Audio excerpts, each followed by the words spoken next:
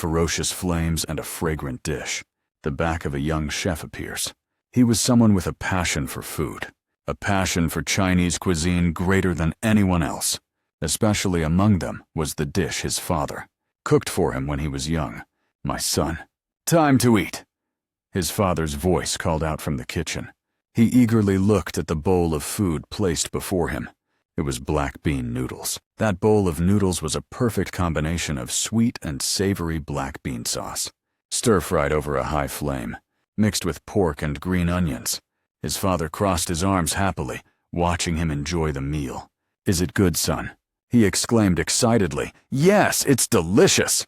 With a messy face, he held the large bowl in his hands, grinning as he exclaimed, "This is the most delicious black bean noodle in the world." From that moment on, the 5-year-old boy was captivated by black bean noodles. After growing up, he went to study abroad in China, with the dream of becoming a top Chinese chef.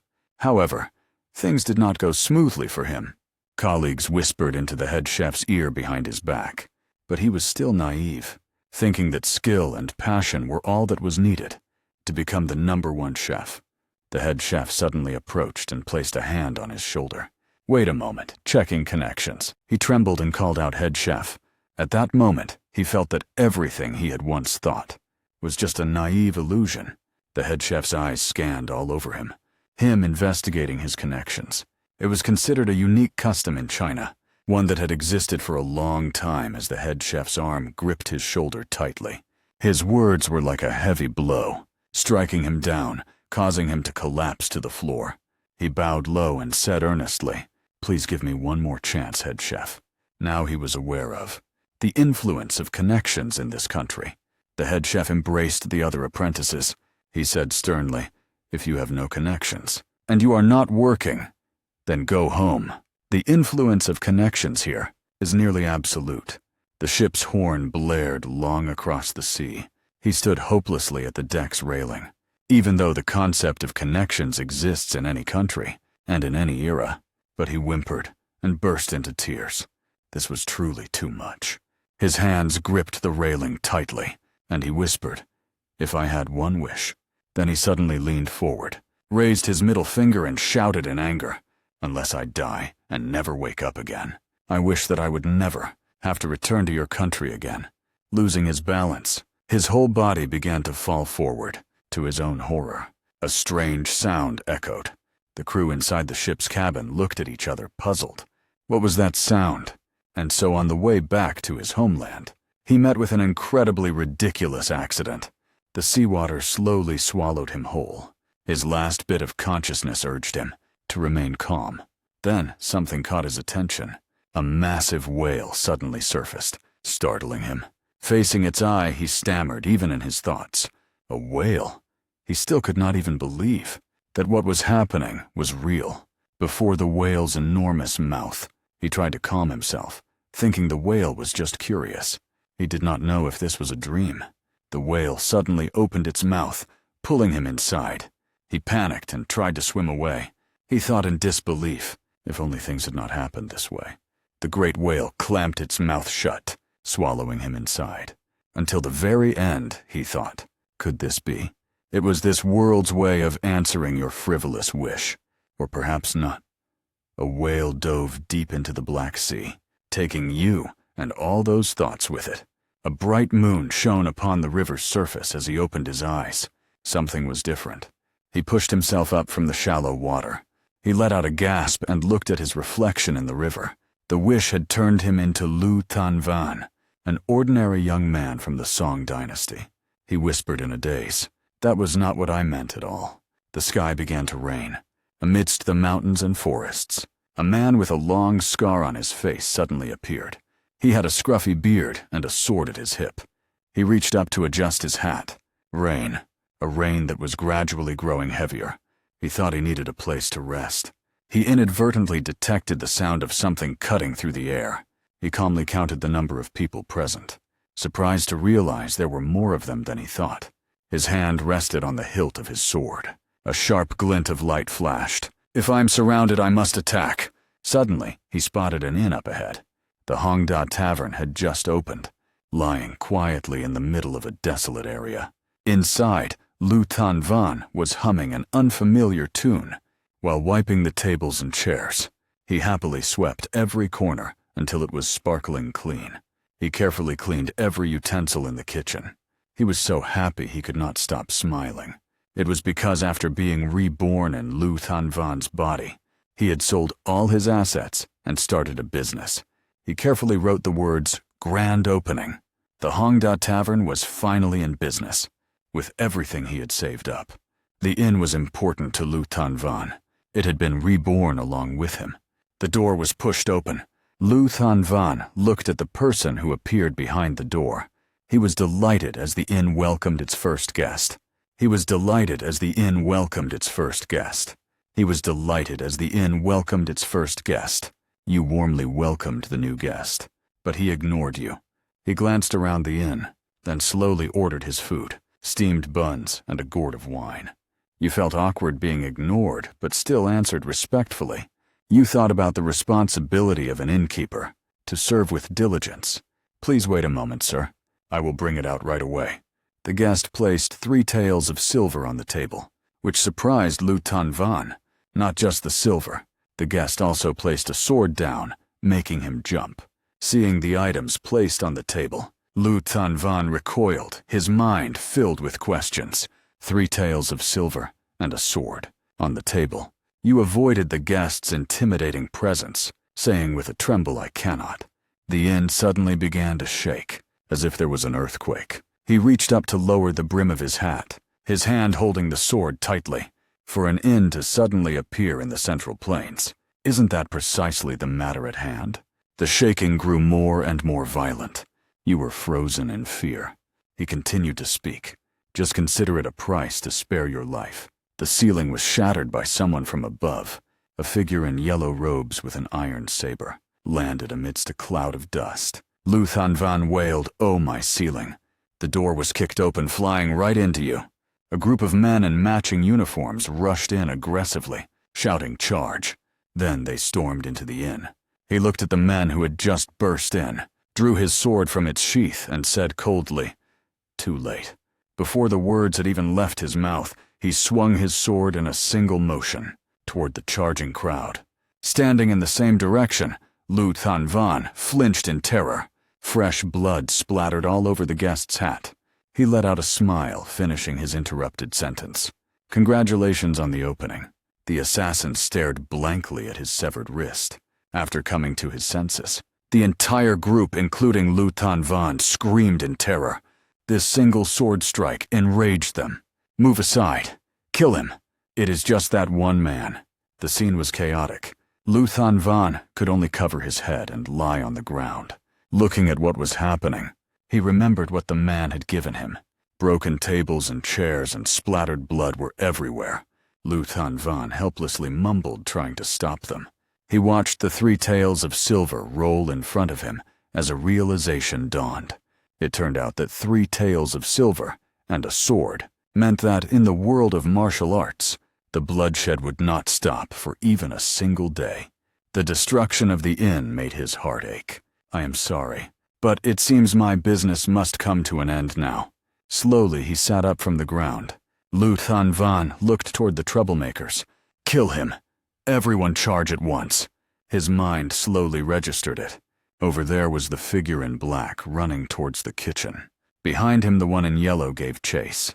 A weak voice spoke, "That is the kitchen." Everything quickly descended into chaos. He was helplessly speechless. Food flew into his face, but he could only stand frozen mourning silently. "My inn," Lu Tanvan once said his second life, was only just beginning now, as he looked at the grand opening sign. But now, the precious inn, which he had traded all his assets to open, was ruined. He picked up the severed hand. Lu Tanvan wept as he cleaned the inn. Is this really the beginning? Then he sank to his knees in despair. It is all over. The surroundings were in ruins. Dead bodies lay everywhere. He thought optimistically maybe that would be quite comfortable. The broken roof tiles let the rain fall inside. Lu Tanvan, exhausted, resented the martial artists. His withered body was soaked by the rain. Those terrible people. I do not want to get involved with them. Not even one more time. A visitor suddenly arrived. Is the proprietor here? Lu Than Van glanced back a customer. Jia Cat Thien stroked his beard. With his daughter Tan Wai and 2 maids. Standing at the door, he spoke. It is raining, so I wish to find a place to rest for a while. He gripped the broom handle tightly. He thought to himself, this is not the time to break down. No matter what, he had to welcome the customer. With a smiling face, Jia An watched him getting up from the ground. He asked with a cheerful smile, is that a human? Lu Than Van's face was ghastly, a broom in his hand. His other hand held a severed arm, forcing a smile. Welcome, valued guest. Terrified, Jia An charged forward and headbutted him in the stomach. Die, you demon. A great shockwave caused the inn's wall to shatter. Lu Than Van looked mournfully at the inn's ruins. He spoke up.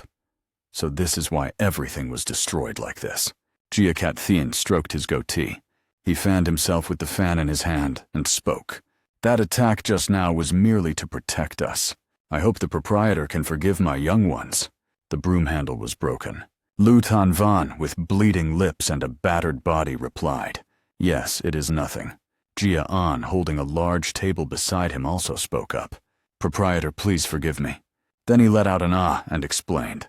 The bedrooms are in another section, so resting here will not be a problem.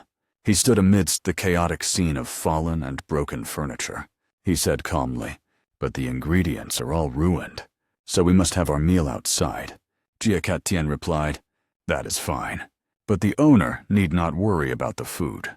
He whispered to the daughter standing beside him, stay here today, Thang Nui.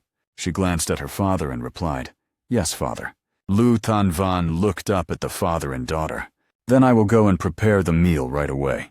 Then suddenly he became dazed. He was surprised when he looked into her blue eyes. Lu Than Van could not help but say it out loud. They are truly beautiful. Jia Cat Thien suddenly appeared behind him and spoke. This is my daughter. He yelped in fright. Jia Cat Thien asked with displeasure, what are you so startled about? My dear daughter is not some kind of demon. Lu Than Van screamed internally. I was startled because of you. Jia Cat Thien explained to him. My wife's family is from the north, so my young daughter's eyes are also very special. Tan Wai, being the center of attention, grew restless. She shyly looked away. The handmaiden became flustered. Owner, please stop staring at the young miss. The handmaiden beside Tan Wai gently tugged at her clothes. Young miss, please sit here and wait. He said that because of those special eyes, Tan Yi had endured much slander since she was young. Lu Than Van broke out in a sweat, thinking to himself, but I think they are beautiful. Then he realized he had just opened for business, only to have to suspend it.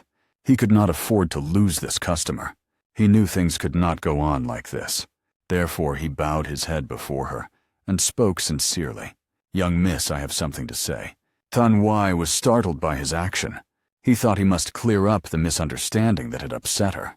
Lu Than Van spoke seriously. I believe I may have caused you to misunderstand my intentions. I believe I may have caused you to misunderstand my intentions. Tan Wai shyly averted her gaze from him. Isn't it said that since ancient times, a pair of beautiful eyes are often compared to a lake? Tan Wai's heart was in turmoil. With a blushing face, she and her 2 maidservants stared intently at him. I find that your eyes, young lady, are like a lake. They left me stunned for a moment. I hope you will forgive my impertinence. Then he rushed into the kitchen, calling back as he ran, I will take my leave to go cook now, leaving a shy Tan Wai behind. She was surprised by his actions. Her heart pounded as she realized Lu Than Van had just complimented her eyes. He stood there stunned and motionless. He looked at the blood-stained kitchen, the disarray and the corpse on the floor, speechless. Then, exhausted, he sat down and lamented, oh my kitchen. Shaking off his despair, Lu Than Van slapped his face with both hands to compose himself, and then encouraged himself, even though his start was a failure. Pulling the red headband from his hip, he quickly tied it on with determination. His hand tightened the headband on his forehead. His eyes showed his tenacity. Lu Than Van, you will not just sit here idly. His hand quickly grabbed the knife stuck in the cutting board. Lu Than Van thought, No matter what the prosperity or failure of this inn ultimately rests on him alone. He kicked the large wok with his foot, sending it flying into the air. He tightly gripped the knife and the large wok, staking everything on the flavor of his cooking. Then he suddenly realized he needed to clean up first.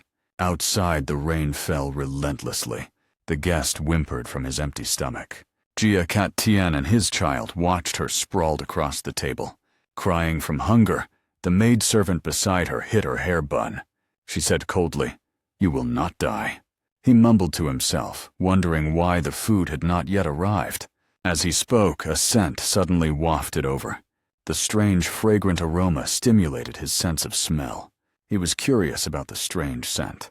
Lu Tan Van emerged from the kitchen with a tray of fragrant food. It was still steaming. "I apologize for the long wait." He placed the dish on the table under the man's skeptical gaze. Meanwhile, the young lady making a fuss from hunger was being lectured by the maidservant beside her. "You must let the old master eat first."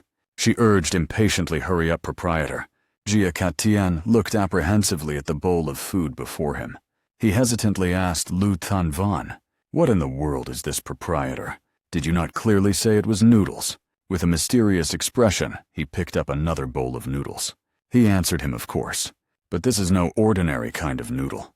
They would not know of this dish, nor what it would become in 1,000 years." He firmly placed the other bowl on the table. He said excitedly to everyone, "This is my one-of-a-kind dish, a dish symbolic of Chinese cuisine, developed in the Republic of Korea.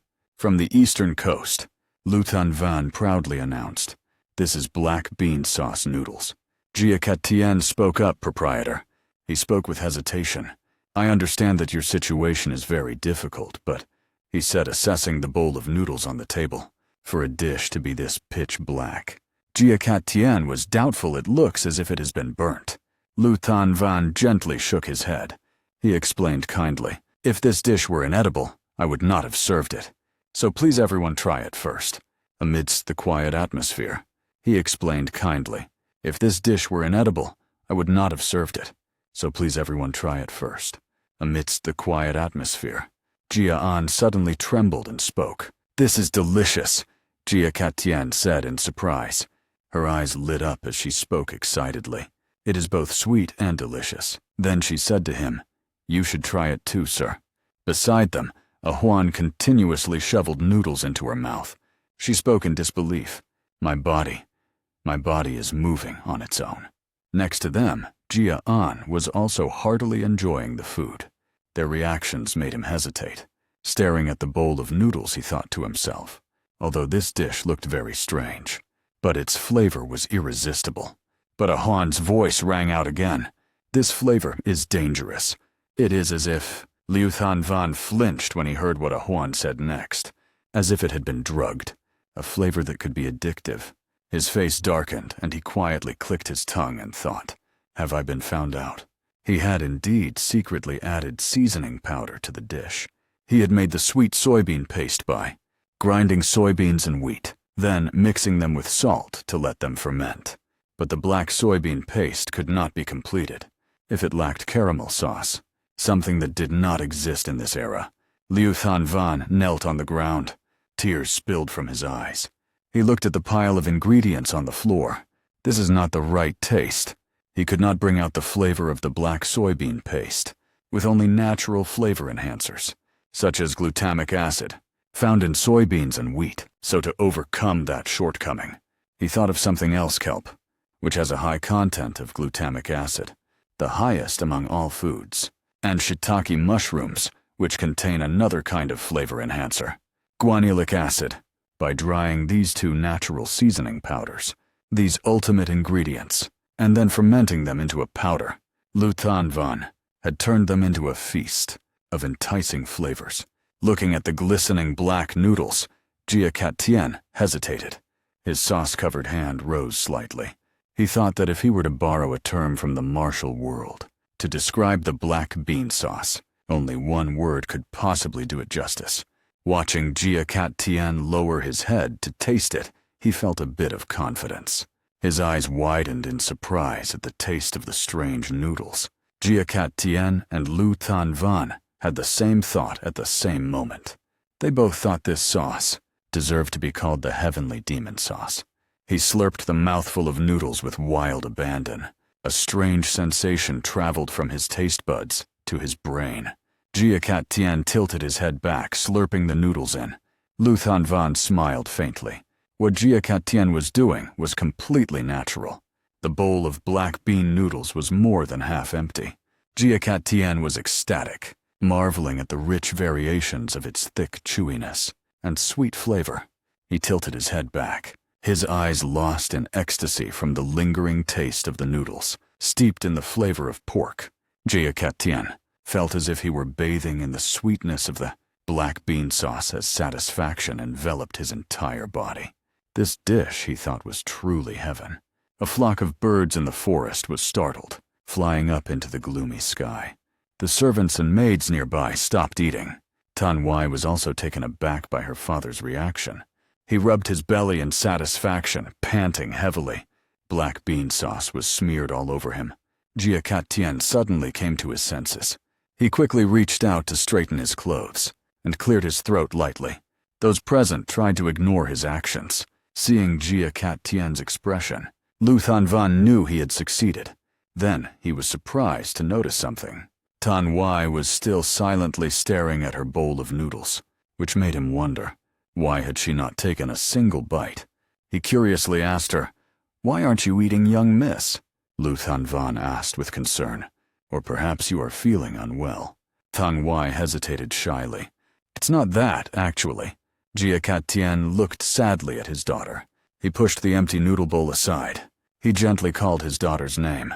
"Tan Wai, this dish is quite delicious." Though his face was smeared with black bean sauce, Jia Cat Tian still smiled to reassure her. "Father is right here with you, so go ahead and try it. Don't worry." Tan Wai thought for a moment, and then complied. Lu Thanvan stared blankly at the father and daughter. He was filled with questions.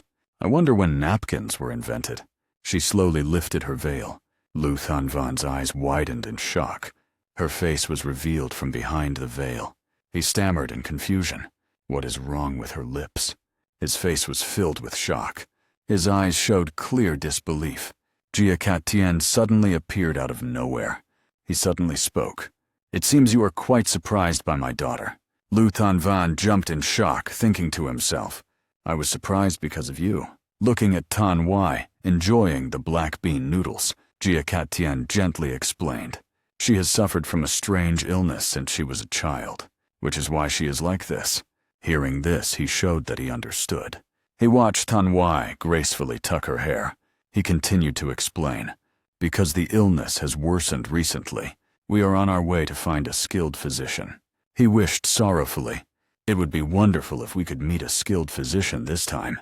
Lu Thanvan felt a bit of pity for her, for having such a strange illness at this beautiful age. Suddenly he heard a sound. He was a little surprised when he saw Tan Wai sprawled on the floor. Beside her were two panicked handmaidens. Seeing Tan Wai's deathly pale face, he rushed over worriedly, calling out, "Than, you wake up my child." Jia Cat Tian's eyes welled with tears as he roared in anger. "You there? What did you feed my daughter?" The two maidservants also took a stance, ready to charge forward. "What did you feed the young miss? An assassination with food. Is he an assassin?" He held his daughter in his arms and roared. "He is definitely an assassin. He was sent by some sect." His entire body now radiated a tiger-like killing intent, poised to pounce on him. Lu Thanvan was frightened, his face covered in beads of sweat. He was confused. He had only given her black bean noodles. Tan Wai lay in his arms, coughing weakly. Her face grew increasingly pale. Jia Cat Tian was startled. Tan Wai. The two maidservants also turned sharply to look at her with worry. Jia Cat Tian was in a state of panic. The master held his beloved daughter tightly, his heart trembling with anxiety, a feeling of dread. "You must wake up, Tan Wai," he suddenly shouted at everyone. "All of you back away now. I will personally transfer my internal power to Tan Wai." A maidservant replied. "This servant understands." He slowly laid her down. Jia Cat Tian whispered for her to endure it. He took hold of her slender wrist. He focused on channeling qi, transferring his internal energy to her. A powerful surge of qi enveloped them. The powerful internal energy caused the ground to crack. Those standing nearby were nearly blown away. The power grew increasingly terrifying. It formed a pillar of energy that shot straight into the sky. Lu Tanvan lamented as the ceiling was destroyed once again. Jia Tian paid no attention. He focused only on channeling his qi into her acupoints. Suddenly his eyes lit up. He calmly assessed the situation. The symptoms were a swollen face, mainly the tonsils and difficulty breathing, sweating and breaking out in a rash. Lu Tanvan recalled what Jia Tian had said before. A sudden thought flashed through his mind. These symptoms, perhaps it is. Suddenly, Tan Wai coughed up a mouthful of blood. Jia Tian was terrified when he realized her internal energy was backfiring, and that his Tan Wai might not survive. Amidst his panic, Lu Tanvan struggled to approach and call out to him. Jia Tian snapped irritably, "You there! Can you not stand back?" Debris from the floor flew toward him, striking him and causing sharp pain. But he was still determined to voice his own suspicion, regardless of his injuries. He still shouted his question with all his might. "The young lady's pulse is growing weaker, isn't it?" Jia Tian was surprised, his heart filled with questions. Lu Tanvan steadily walked closer to them. He used his hands to block the flying debris, continuing his speculation. He snapped out of his daze and grabbed her wrist, wanting to check for himself. Lu Tanvan stepped back. He carefully checked the pulse on his daughter's red, swollen wrist.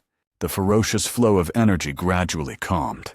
Jia An and the maids who had been lifted into the air also fell down. His face darkened and he spoke slowly. "Have you studied medicine before?" Lu Tanvan stammered in his reply. "Actually, it is not exactly medicine." Jia Tian's voice, trembling and pleading, rose amidst the ruined scenery. "Please." Lu Tanvan was surprised.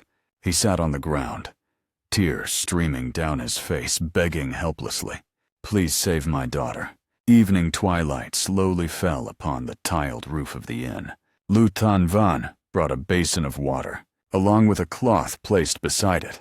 Tan Wai, Jia Tian's eyes were swollen and the two maids were curious. "What are you doing?" He wrung out the water-soaked cloth and replied calmly, "First we must clear the food from her throat." He inserted the cloth into her mouth, supporting her swollen face with one hand, and told Jia Tian that her windpipe was blocked. Model, because the throat and the base of the tongue were both swollen. Lu Tan Van wiped the sweat from his face, assessed the symptoms, and came to a conclusion. This was a sign of anaphylactic shock. He remembered in his past life there was a customer who had similar symptoms to certain dishes, who ultimately died, and the chef in charge at that time had to quit his profession. He thought that was the ingredient that could cause the shock. Lu Tanvan looked at the bowl of noodles scattered on the ground that Jia An was circling. The thing he thought of was the garnish on the dish, various types of nuts. He gritted his teeth, blaming himself. Looking at Tan Wai's face, struggling to breathe, he blamed himself for overlooking the diner's health and only focusing on cooking, thinking he did not have the right to be a master chef. His face expressionless, he asked the man if he wanted to save his daughter. Jia Tian said yes without hesitation. He asked in a low voice, "No matter what happens, your answer will remain the same, right?" Jia Tian nodded firmly. Receiving his affirmative answer, he said he understood and began to act. He leaned down and performed artificial respiration. The two maids were horrified, thinking he was a pervert. Jia Tian was so shocked his entire body trembled. His expression darkened as he stood behind. Agitated Jia An bit him. He focused on her breathing, ignoring the harsh words of the maids in his ears. He thought to himself, "It is still not working." Then he switched to chest compressions, making the two maids beside them even more panicked. He broke out in a sweat, gritting his teeth in determination, thinking he absolutely had to save Tanfui. Suddenly, Jia Tian's oppressive aura appeared again. His pupils trembled from the sudden sensation. He spoke in a grim voice, "You dare." Lu Tanvan's breath quickened due to Jia Tian's powerful energy. His entire body radiated killing intent as he questioned him. "You dare to dishonor my beloved daughter." He clutched his chest, struggling to breathe. Jia Cat Tian menacingly asked him for his last words. Breathing became increasingly difficult. His face turned pale from the lack of oxygen, but he remained determined to save Tan Wai. With that thought, he resumed resuscitating her. Jia Cat Tian was consumed by fury. This brat was stubborn to the very end. "Will you not remove your hands at once?" The handmaiden watched from the outside. He was under Jia Cat Tian's oppressive aura, clearly on the verge of death. Nearby, Jia An quietly bid a regretful farewell to her black bean noodles. Jia Cat Tian threatened to end his life if he did not stop. His chest heaved, desperate for air. If this continues, he struggled to continue trying to save her. He struggled to withstand Jia Cat Tian's blatant threat. He challenged him. "Do you intend to just let your own daughter die like this?" His raised hand froze in midair. He hesitated at his defiance, his mind filled with doubt. Does he truly want to save Tan Wai, he thought. Beads of sweat dripped from his drenched face. Jia Cat Tian was stunned. Why would he go to such lengths disregarding his own life? Tan Wai suddenly let out a cough. The tension in the entire room seemed to shatter. Her eyes slowly fluttered open. Overjoyed, Jia Cat Tian dropped to his knees beside her. Calling her name, he anxiously pulled her into his arms. He asked urgently, "How are you feeling?" She whispered the word father in reply. Beside them, Lu Thanvan was completely exhausted. His vision began to blur. His entire body swayed. Finally, he collapsed onto the floor from exhaustion. Jia Cat Tian joyfully called her name. He held her anxiously, urgently asking, "How are you feeling?" She whispered father in response. Nearby, Lu Thanvan was already spent. His vision blurred, causing his entire body to sway. Finally, he collapsed to the floor, completely exhausted. In his ear was the voice of Jia Cat Tian, saying Than Yi, "Do not push yourself," and a handmaiden telling her to be careful. He stared blankly into the space before him. Jia Cat Tian continued to advise her not to overdo it. The two handmaidens did their best to calm her down. Looking at the moon, as beautiful as the day he first came to this world, he let out a silent sigh when the murder incident on opening day had passed, before his eyes were covered by darkness. He admitted that running this business on his own was truly difficult. Moans echoed in the resting room. Lu Thanvan lay sprawled on the bed with a pale face. His hands clutched the blanket as he talked in his sleep. Then he suddenly shot up in fear, shouting loudly. Somebody called the police. Waking from his sleep, he realized with confusion that he was in his room. Jia Cat Tian, with eyes glowing a brilliant green, stared intently at him, making him jump. He recoiled into a corner, screaming at the man's terrifying appearance. He silently wondered why the man was still angry. The images from before he fainted replayed, like a film. He silently asked himself, could it be because of the artificial respiration and resuscitation of the heart and lungs? Looking at the man who seemed ready to pounce on him at any moment, Lu Thanvan felt aggrieved. He had clearly saved the man's daughter, so why was he overreacting like this? Something flashed through his mind. It seemed he had remembered something. The thing he thought of was honor. He had a sudden realization as he recalled a culture representative of China and Guangxi. Looking at Jia Cat Tian's furious face, Lu Thanvan became even more certain that it was probably because he had overstepped the bounds of propriety, even though he was her benefactor. Model. He thought that before the man became angrier, he had to apologize quickly. He dropped to his knees and took the blame upon himself. He sincerely bowed his head and pleaded, "Please calm your anger, and generously forgive this lowly one. I beg you." His deep voice boomed. "Innkeeper." Lu Thanvan peeked open his eyes and answered with a yes. Jia Cat Tian smiled cheerfully and said to him, "It is all right. It is really all right. There is no need to go to such lengths. You are the one who saved my beloved daughter's life." He was so scared that his entire body was covered in sweat. Feeling fortunate that despite his intimidating appearance, Jia Cat Tian was also a straightforward person.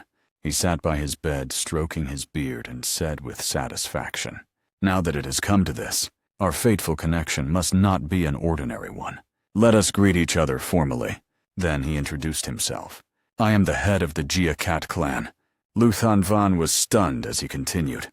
"My name is Jia Cat Tian." He muttered the 3 words Jia Cat clan, thinking to himself that it could not possibly be. The majestic image of a man, with an appearance similar to Jia Cat Tian, appeared in his mind. Could it be one of the 7 great families of the martial world? The descendants of Jia Cat Luong, the first prime minister of the Shuhan kingdom. Is it that Jia Cat clan? He looked again at the man who tilted his head, and smiled warmly at him, asking, "What is your name?" He was skeptical. His steady voice echoed in the quiet night. He kept his head lowered, and suddenly uttered a phrase that startled the man. "The path of a gentleman." Amidst the man's gasp of disbelief, he continued to recite, "With tranquility one cultivates the self, with frugality one nurtures virtue." Then, from his bowed posture, he straightened his back. He confidently read the rest. A gentleman must have will in his actions. He must cleanse his body. With a quiet mind, he cultivates virtue through frugality. Jia Cat Tian immediately became restless. "Could it be that you know of the family precepts?" Lu Thunvan said proudly. "Of course, sir." He once again exclaimed with excitement. He said with a sincere expression, "Jia Cat Vu Hao is the person I respect the most." After speaking, he thought again. It was not just Jia Cat Luong, but the records of the 3 kingdoms. It also belonged to countless other heroes. The images of those heroes appeared in his mind. In his previous life, he was someone who had been obsessed with movies related to the romance of the 3 kingdoms, to the point of never missing a single episode. He nostalgically remembered the bookshelf, filled with thick books, and the lifelike models he used to collect. His subconscious suddenly pictured the curvaceous image of a model, a female version of Jia Cat Luong, a character he really liked. In his past life, he was someone who really liked character designs, so as long as it was related to that character, he would learn everything about it. Remembering his past life, he puffed his chest out and proudly thought to himself, "My past life was truly glorious." Jia Cat Tian excitedly grabbed both of his shoulders and shouted a single word, "Yuo," causing him to become frightened and quickly apologize. Suddenly the man made him an offer. "Become part of my family," leaving him unable to react. Suddenly he froze. Wait, family. A similar image of a famous tycoon, accepting his benefactor into his family, appeared in his mind. A connection he wants to establish, a connection with me. He carefully considered it, becoming someone connected to the Jia Cat clan, thinking of the chaotic scene from just now. He thought if he had a connection with Zhuge Xian, the recent commotion would at least not happen again. Weighing the pros and cons, he finally decided to stop thinking, and instead acted Liu Qingyun, clasping his hands in a salute. "I apologize for my late greeting, my lord." He respectfully introduced himself. "My name is Liu Qingyun." Zhuge Xian smiled and repeated his name, Qingyun. He pondered a blue cloud. What a coincidence. "My beloved daughter's name is also Tan, which means blue." Liu Qingyun was dumbfounded, not understanding his meaning. Zhuge Xian burst out laughing. He held his shoulders firmly, telling him not to mind it. It startled him.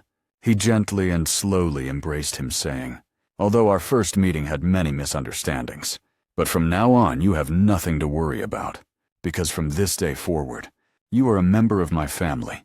Liu Qingyun was moved, his eyes welling up with tears. Is this a family's embrace? It's so warm. The night grew deeper. 2 maidservants from the Zhuge household helped him tidy up the guest inn. Meanwhile, Zhuge Xian continued to ask about his age and hometown. He was also very happy. To answer him, the light of dawn slowly appeared from behind the mountainside. Liu Qingyun looked around the inn in surprise. Seeing everything repaired, he scratched his head and marveled. In just one night, they managed to repair all of this. Not even a single bloodstain remained. Suddenly, chaotic sounds came from the kitchen. He was curious about what it was. He lifted the curtain covering the kitchen entrance. He hesitated before stepping inside, wondering who was using this place. Inside, 2 maidservants were cooking. At a glance, it looked exactly like they were fighting a battle. His brow furrowed, he silently assessed the scene. Is this how people in the martial world cook? Looking at the unevenly chopped ingredients, with no order to them, and the pot of food with a strange color, he thought with disappointment, there is nothing special. He turned around intending to ignore it, but Jia An spoke up, pulling him back. Innkeeper, please help us. They looked at him seriously, explaining that Tan Wai had not eaten anything since yesterday, but even if he was a pervert, his talent was something that could not be denied. Lu Tan Van was not very willing. It turned out they were making food for a sick person, but remembering that she had fainted, he thought the greatest responsibility still belonged to him. So he stopped the work they were doing halfway through. He tightened the headband on his forehead. He took the ingredients he needed and said to the two maids, "Wait there for me for a moment." After saying that, he started preparing the dish. He intended to treat the sick person to the most delicious food in the world. The two maids beside him looked at him with admiration. They exclaimed in admiration, "He truly is a reliable pervert." He thought with dissatisfaction, "I am not a pervert." Tan Wai looked at the food that seemed to glow before her, and immediately realized he had cooked it. The vegetable porridge was steaming hot. Tan Wai asked the two maids, "Did young Master Lu cook this himself?" The maid's answer proved that her thoughts were correct. Jia An, tied up beside them, was constantly making a fuss, begging to try a bit of the food. Tan Wai blushed as she listened to the maid continue. The innkeeper said, because the young lady's throat and tongue were severely swollen, he chopped and mashed the food, smaller to make it easier to eat. Then the maid seemed to ponder something. While Jia An was trying to chew through the rope, Lu Than Van was cutting a zucchini. While talking about her physical condition, he seriously said that she was not suited for hard nuts. Maid, he seemed to realize that the young Miss's illness was from frequently eating nuts. But Jia An thought nuts were very delicious. He thinly sliced the zucchini. He continued saying that those types of nuts also included oils, like peanut oil, then repeatedly emphasized that she must not come into contact with any kind of nut. He instructed the handmaiden, from now on, to strictly control the young Miss's food. Jia An began to stoke the fire, and the handmaiden placed the pan on the stove. He added water to the roasted rice and vegetables, reminding them that they must pay attention to everything she would touch. The two handmaidens nodded seriously in understanding. The heat from the stove made him sweat. He said he would be responsible for taking care of her during her time here, because there might be mixed ingredients that were not suitable for her constitution. The handmaiden was stunned by his dedication, but Jia An was only focused on the food. Tang Hui took a spoonful of porridge, while the handmaiden continued to talk about him. The flavor of the porridge filled her mouth. The handmaiden told her that his kindness was even more beautiful than the porridge she was eating. The warmth of the porridge seemed to warm her entire heart. Suddenly, falling flower petals appeared in the room, startling the two handmaidens. She did not know if it was because of the porridge's flavor or because of his kindness, but Tan Wai's heart suddenly bloomed like 1,000 spring flowers. A few days later, Jia Cat Tian's family prepared to leave the inn. Before leaving, he took his hands, calling his name with great familiarity, which confused him. He was grateful because he had helped Tan Wai, his daughter, recover from her illness. He replied generously, "You are too kind, Your Excellency." Suddenly he remembered something important. Before you leave, Tan Wai said she has something to give you." Tan Wai was shy and did not dare to look at him directly. She held out a jade green token toward him. "This is my token of gratitude." Lu Than Van stared at the token in disbelief. He thought the token would be an all-powerful pass and a golden key if he needed help in an emergency. He was flustered because even if they were like family, why would she give him something so precious? His hand trembled. He turned to Jia Cat Tian for help. "My lord, the things this humble one has are truly worthless, so I have nothing to offer in return." He waved his fan and told him to keep it, because their relationship, after all, did not require keeping score of such trivial things. Lu Tan Van felt it was surreal. Had their relationship already become this close? He was not very sure, but having connections was indeed a wonderful thing. A servant suddenly shouted, "Let's go. This is killing me." Before leaving Jia, Cat Tien kindly instructed him about the ceremony. "We will prepare it, so you do not need to worry. I will send someone soon." Lu Tan Van sensed something was strange. What ceremony? Then he suddenly remembered. The Golden Orchid Brotherhood ceremony from Romance of the Three Kingdoms. Truly a descendant of Zhuge Liang. At that thought he smiled and agreed. Beside him, Tan Wai's cheeks flushed pink, and Jia Cat Tien happily clapped his shoulder, praising his gallantry. The time for departure had come.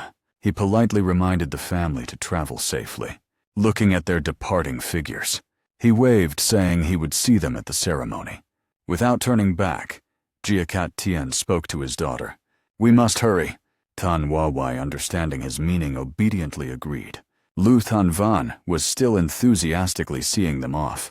He said they still had many things to do. Tan Wai also just listened to him in silence. He thought his words were a bit ambiguous. He added, "I mean arranging a wedding for you." Food from the cutting board was pushed into the wok. Elsewhere, people were raising their glasses in a drinking party. And in the kitchen, Lu Tan Van was seriously displaying his cooking skills. It had been a while since Jia Cat Thi left. Unexpectedly, thanks to Lord Jia Cat Thien, the inn had undergone many changes. Lu Tan Van continued to stir-fry the dish. Recalling the gentle expression of Jia Cat Thien, he appeared and said, "I was afraid you would refuse, so I gave the handmaiden a money orders for 500 taels.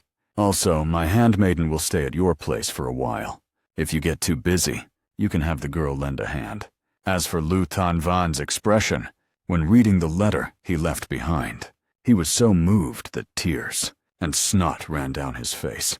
He thought, "My lord," and so a handmaiden had returned to the inn. In a flashback, a furious Jia An slammed the table and shouted, "You have to make black bean noodles for me. Only then will I give you the silver." Lu Tan Van was helpless, thinking, why did it have to be this girl? But he then received the 500 taels after he finished cooking the black bean noodles for Jia An. He was astonished while Jia An ate as if she were starving.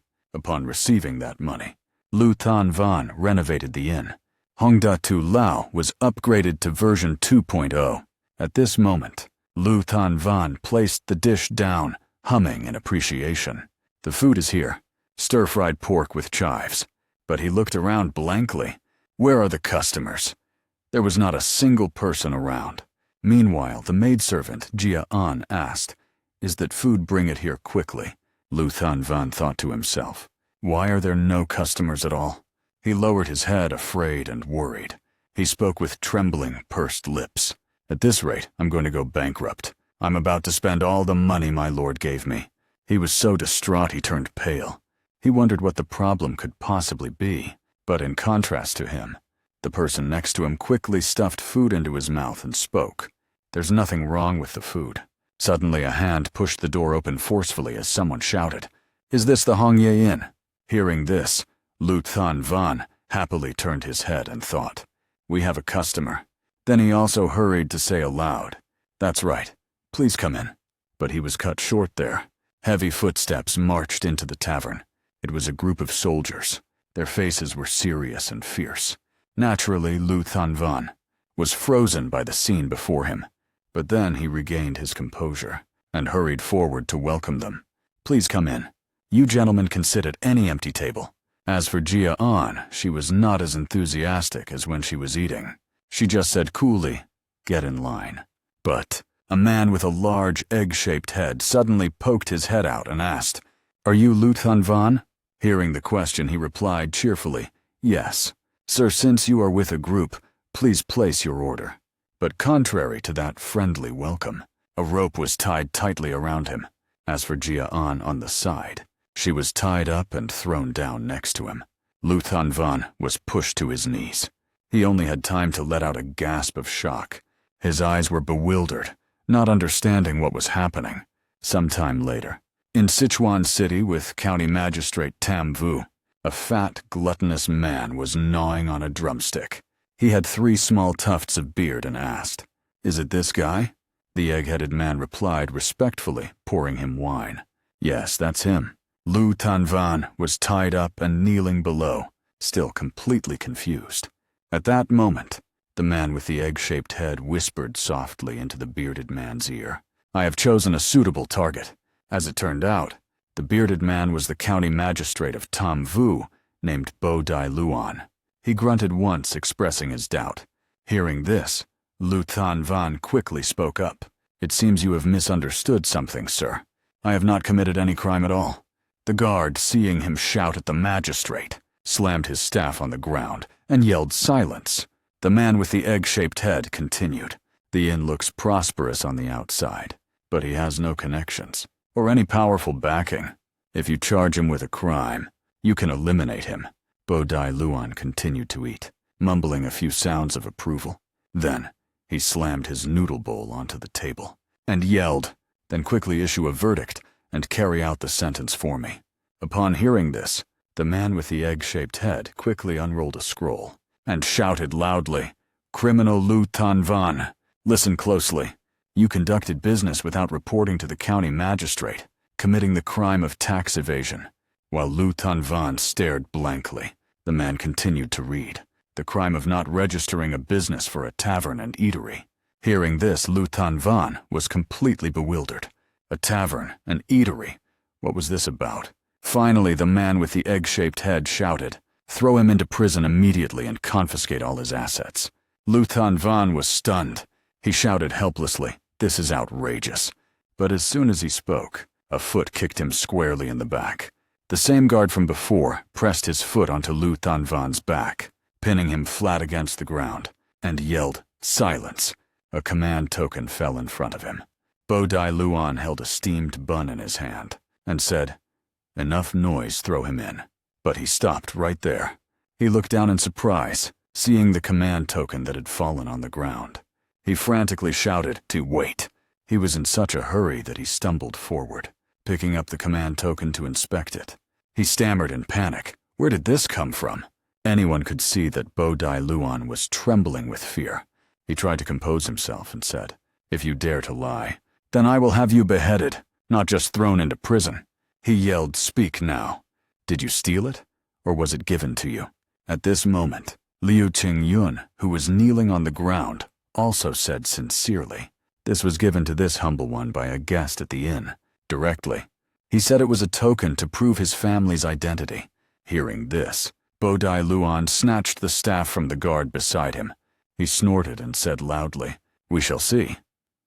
Saying so, he raised the staff high, preparing to bring it down. The goose-egg-headed man standing nearby smiled, thinking to himself, "Truly a model corrupt official. I must follow his example to become an outstanding corrupt official." But before he could finish his daydream, the staff swung straight into his stomach, sending him flying backward. Everyone was astonished, watching Bo Dai Luan use the staff to strike the goose-egg-headed man, sending him crashing into the table. Liu Qingyun was also extremely shocked. He still could not believe his eyes. At that moment, Bo Dai Luan yelled at the goose-egg-headed man, "How could you make an innocent person kneel like that? What is the meaning of this action?" The goose-egg-headed man scrambled up from the wreckage, asking blankly, "What do you mean, sir?" But these were all orders from the Lord Magistrate. But before he could finish speaking, Bu Dai Luan's shout drowned out his last few words. He said, "How audacious," and he lunged forward, kicking the goose-egg-headed man. He shouted, "Shut your foul mouth at once." Following that was a scene of utter chaos, taking place in the Shenyu County Magistrate's manor. Only the loud shouts of Bu Dai Luan echoed. "Guards, throw this man into the great prison immediately. Remember to gag him," a bailiff's voice replied. "Understood." After that was done, he walked over to Lu Tanvan, his head still covered in sweat, and asked, "Are you all right, little brother?" The young man dazedly replied, "Yes." Lu Tanvan asked in confusion, "What do you mean, little brother, Lord Magistrate?" Bu Dai Luan rested his hands on his knees, panting, and said, "Just call me older brother." The brother next to him heard this and also shouted, "Brother." Bu Dai Luan continued speaking, We are not strangers after all. After saying that, he finished untying Lu Thanvan. He put on a bright smile and said, "Aren't we all one family?" A moment later inside the magistrate's manor, I almost made a grave mistake. Budai Luan's voice was heard again. "To think that you are a relative of the Jia Cat clan." In front of the two of them, Lu Thanvan and Jia An was a sumptuous feast. The fish and shrimp made Jia An's eyes light up, his hand constantly wiping drool from his mouth. Budai Luan put on a friendly demeanor. "Come now, don't be shy. Please eat as you wish." Hearing this, Lu Thanvan quickly picked up his bowl and chopsticks to eat, and said, "Thank you, your lordship." Meanwhile, Jia An had already started chewing noisily. Budai Luan fanned himself and said, "Oh my, what is this your lordship business? Have I not explained it to you? You and I are the very best of friends." Hearing this, Lu Thanvan said in bewilderment, "Yes, older brother. No matter how small the world is, I never would have imagined that the magistrate was a relative of the Zhuge family." He and Jia An dove headfirst into eating, while Budai Lun smiled and said, "Hurry up and eat." While eating, Liu Qingyun shed a tear and thought to himself, "It is so sweet is this the taste of family." Meanwhile, Budai Lun's expression gradually darkened. He calculated in his mind, "I thought he was just an ordinary country bumpkin. I never expected him to have the Zhuge family's gratitude token." Recalling that token, it even had the name of the Zhuge family's beloved daughter inscribed on it. He silently watched Liu Qingyun and Jia An as they fought over the food. He thought to himself, "Can this country bumpkin really be a friend of the Zhuge family? That means he is the young lady's fiancé." He began to imagine the angry face of the Zhuge family head for daring to touch the son-in-law of the Zhuge family head. My head nearly left my shoulders. Budai Lun broke out in a cold sweat and thought, "I wonder if his mood has improved by now." While the two gluttons continued to eat, they cleaned out all the food on the table. And then Liu Qingyun looked up at Budai Lun and asked, "Brother, is something troubling you?" He was startled and stammered, "It is nothing." Then he quickly waved his hand. Being an official requires a great deal of thought. Liu Qingyun continued to speak. "There are so many delicious dishes, yet you have not taken a single bite."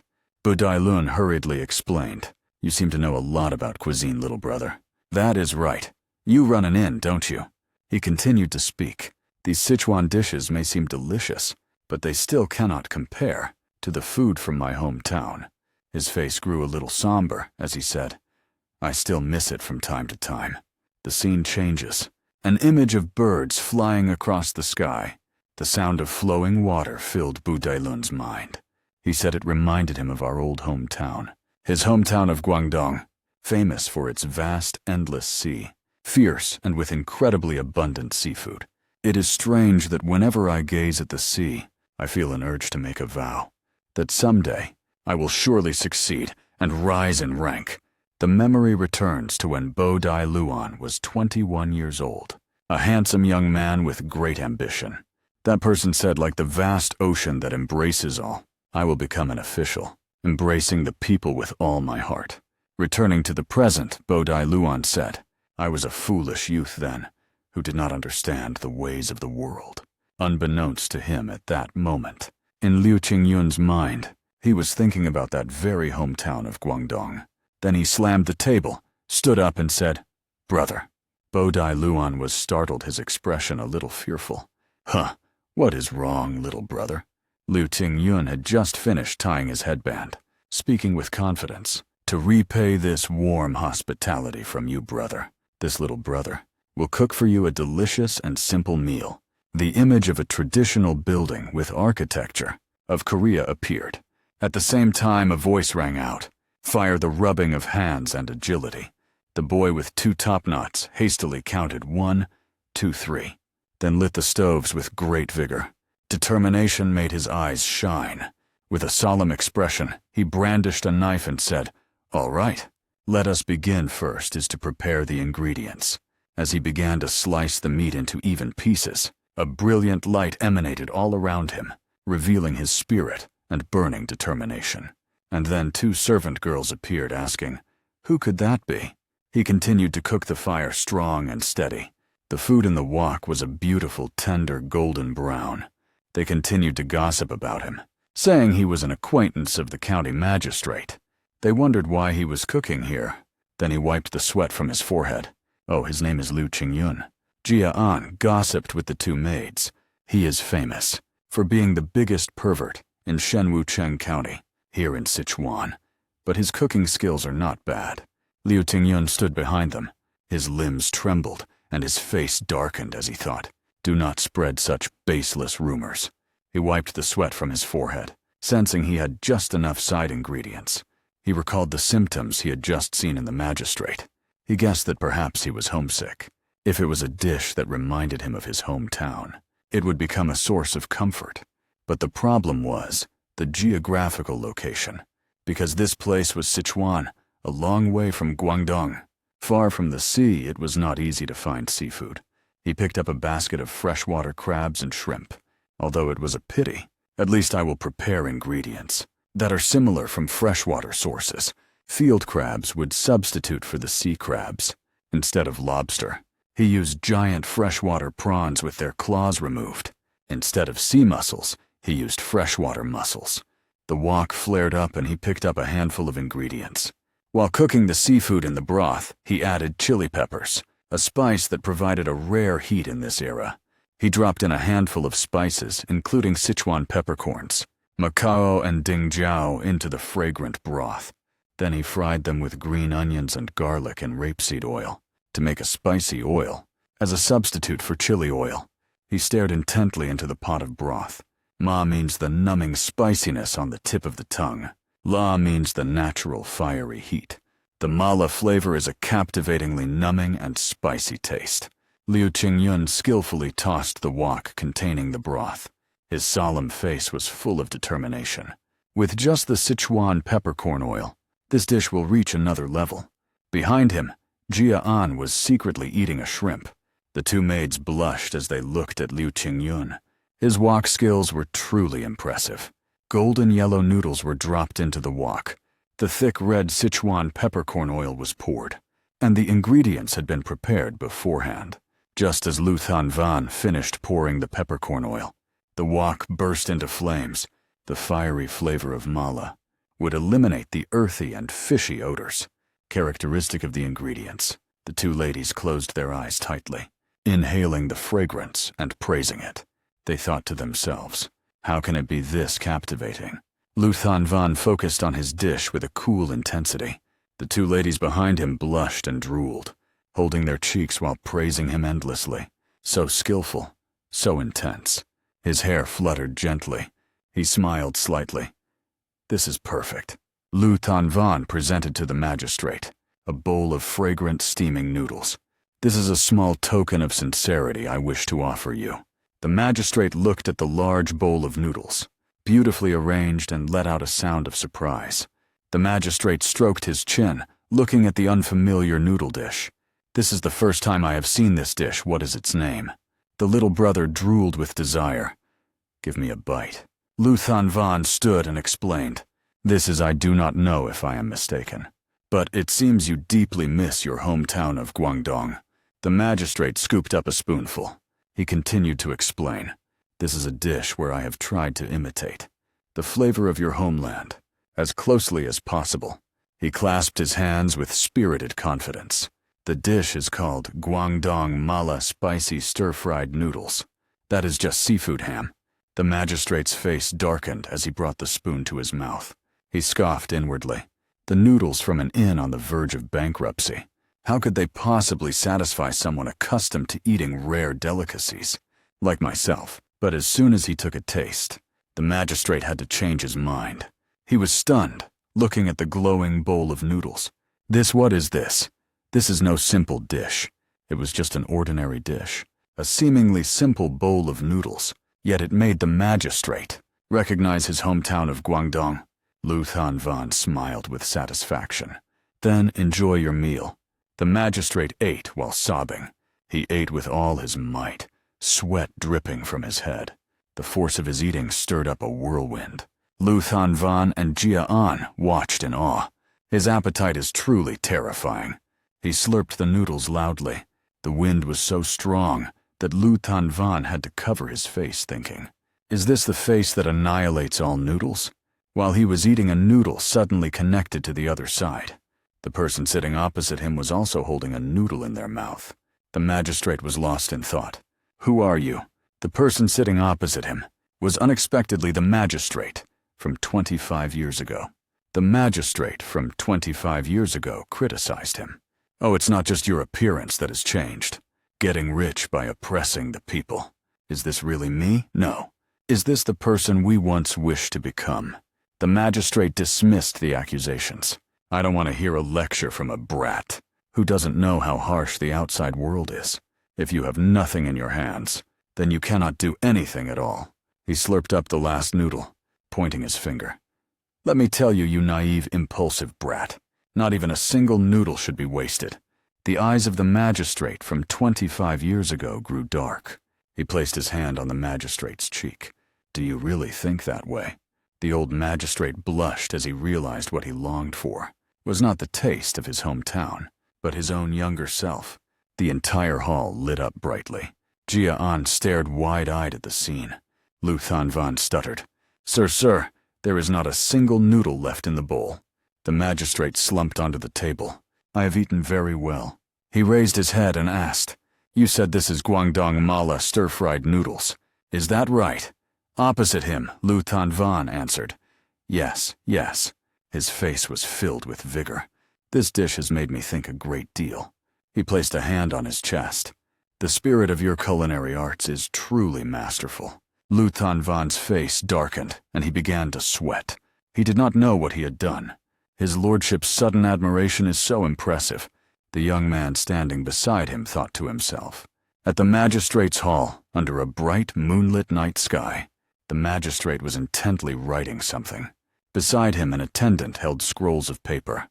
He wanted to return all the assets. Lu Thanvan stood opposite him, speechless. He stared intently at the paper. "Release this man from prison, and give him compensation money." A pile of scrolls lay behind the magistrate. He suddenly remembered that he had summoned Lu Thanvan. He rested his chin on his hand and stared intently. "I heard your business is not going smoothly." Lu Thanvan scratched his head in thought. His expression was so perplexed. He answered, "Yes, brother. I do not know why, but no customers are coming by." He analyzed the situation. "Could it be because your culinary skills are too mediocre?" "My boy, I assure you it is not because of the food." "That is right. Call Thien and Bien for me." He turned his head and explained, "I also want to come and help you directly. But I must correct the mistakes that I have made over many years, so I do not have the time. Therefore, I want to introduce you to some people who can help you." The figures of two men entered, speaking loudly. A new connection always causes a stir. "We send our greetings to the young master." Lu Thanvan turned his head in surprise. The man with the side-swept bangs introduced. "The golden hand of the county's taverns, Tam Vu Tien." A bearded man continued. The two of them posed, and the county magistrate introduced them. "They are skilled in the ways of business. These two will come to help you." The two men gestured flamboyantly to bow young Master Lu about your inn. The two struck a heroic pose. "We will revive it."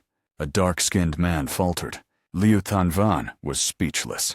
He thought, more strange people. Where did they even come from? "Would you find our impressive display hard to understand?" The waiter's eyes lit up in praise. "So cool." Liu Thanvan dodged. "I already said no." The moonlit night was quiet. Before leaving, the county magistrate wanted Liu Thanvan to make him another bowl of spicy mala noodles. Liu Thanvan thought, so that was his real purpose for being here. And so, Liu Thanvan had gained two more strange companions. Towering mountains stood majestically. Laughter echoed through the canopy of trees. Bien smiled, raising his hand to look at it. "Is this young Master Lu's inn?" Tian smirked, twisting a lock of hair. "It looks better than I thought." The four of them stood before the tavern. Tian and Bien spread their arms and commented. "Although it is in a remote place, it is right on the main road, so the location is not bad.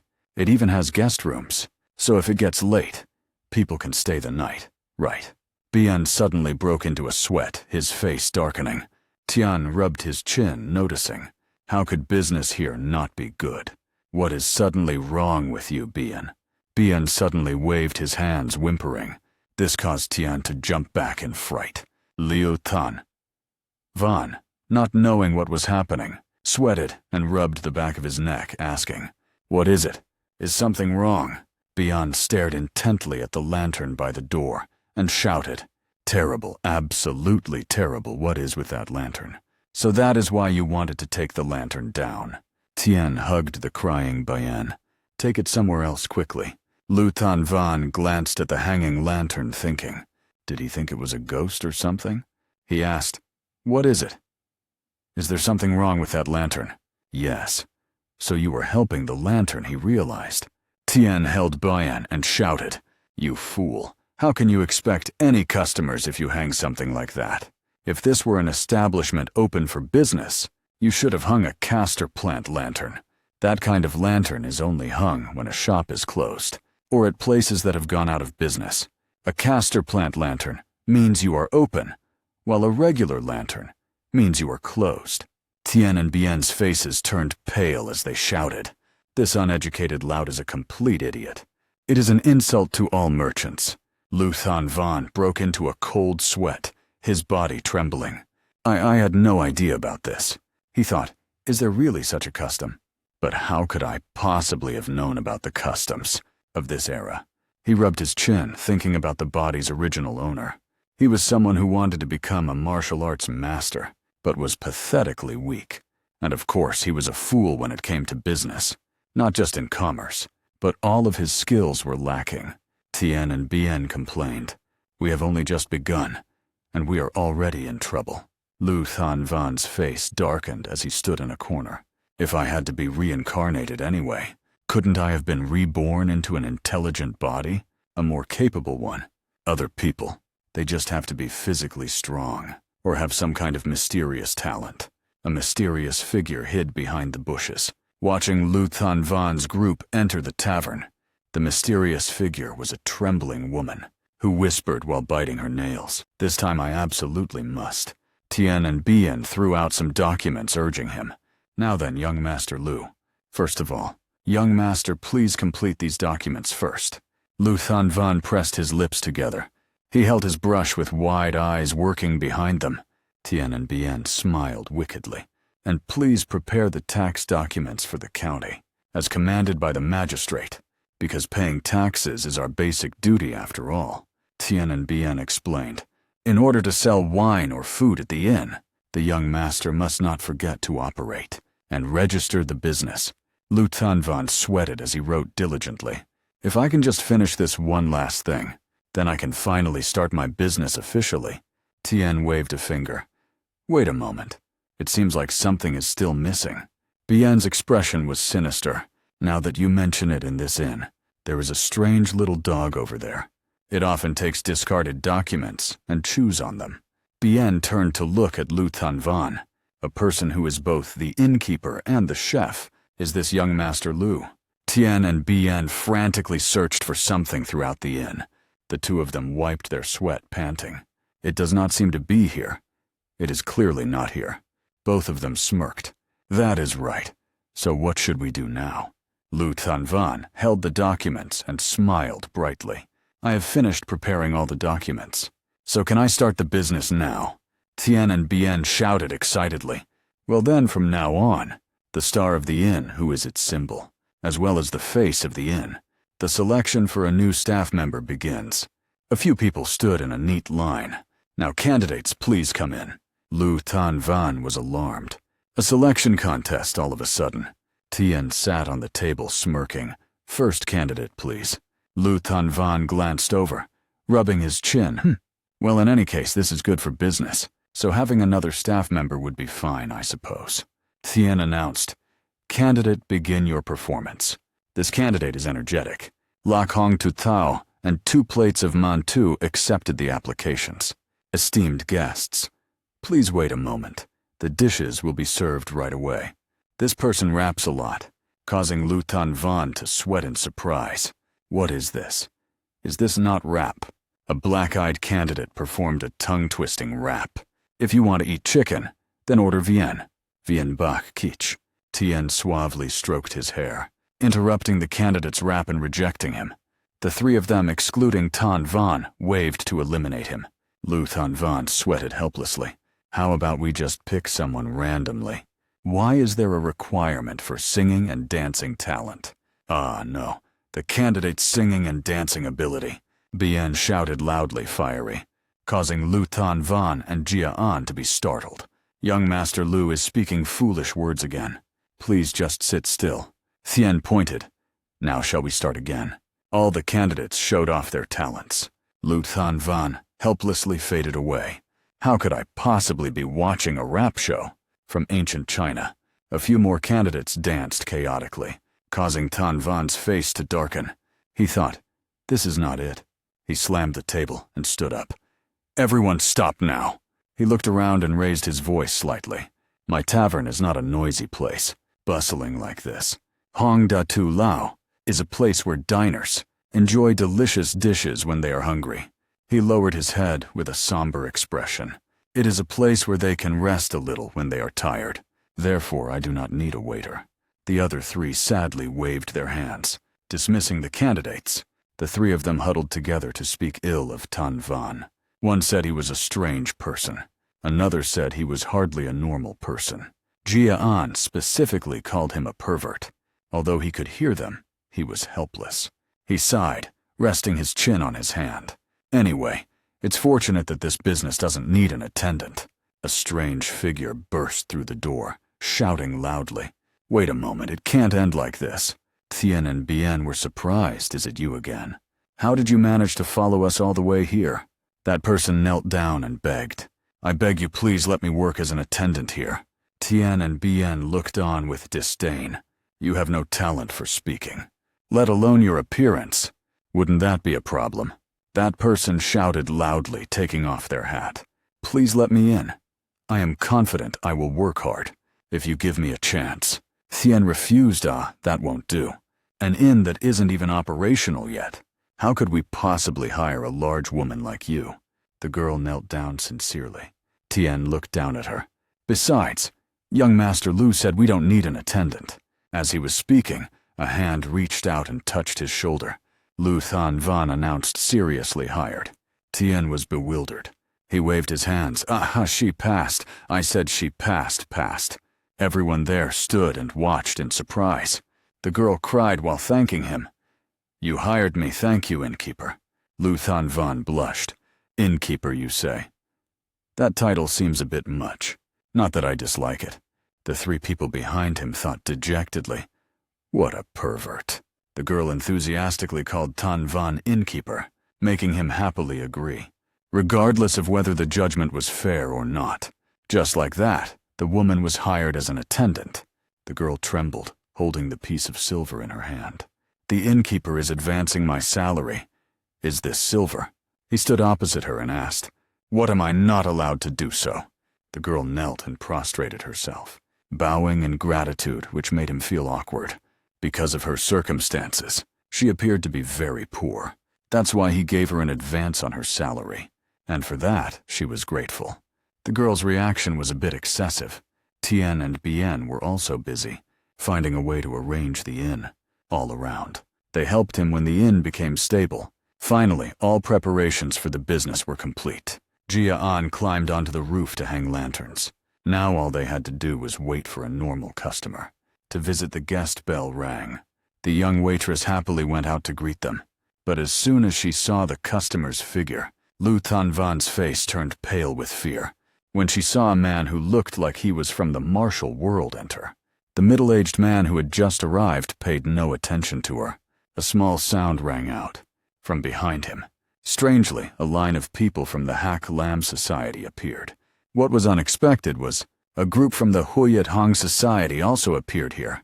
Lu Tan Van rubbed her eyes with a dazed expression, thinking foolishly, my vision is so blurry, is this a hallucination? In the main hall of the inn, under the stunned and bewildered gaze of Lu Tan Van, two equally strange factions sat down one after another, facing each other. Very orderly, they separated into one side with swords, and one side with blades. The inn's waitress was truly courting death. Professionally, she failed to notice the tense atmosphere and spoke up. "Would you gentlemen like to order first?" Luckily, before she could finish her sentence, a hand reached out, covering her mouth with astonishing speed. Van desperately pulled her down to a safe hiding spot, explaining while sweating profusely. "They are not customers, so you should just be quiet." Van spoke again. The guest placed 3 taels of silver and a blade on the table, although she did not want to believe the truth. Van continued speaking in distress. "There is going to be a battle now, an act of revenge taking place in this inn. That is the unwritten rule." The young lady's face was filled with terror, and she could not believe her ears. Nha Dao and young Tian assumed a lizard-like posture, crawling over to Boss Lu, and asked a little hesitantly, "Young Master Lu, if what you say is true, then this is not the first time." When asked, Van did not hide anything. "That is right on the grand opening day. They already fought a battle." At that moment, the sound of a noisy argument came from over there, cutting off Van's words. The leader of the Hak Lam Hoi cursed relentlessly. The cowardly Huyat Hong Hoi only knows how to use sneak attacks from behind. The other guy refused to back down and retorted, "That is called ambush tactics, you simpleton." Hearing this, Tien stroked his chin in thought. In that case, perhaps, this inn has become a hot spot. In their eyes, Van did not think so, but they have never even tried the food here. The two of them completely ignored Nha Dao, who was complaining about being hungry. On the side, a loud sound rang out, cutting their conversation short. The bushy-bearded man lost his patience and roared, "Enough with the chatter. Our Van has never been a brave person." He only heard that much, and the color drained from his face in fear. Tien was still talking.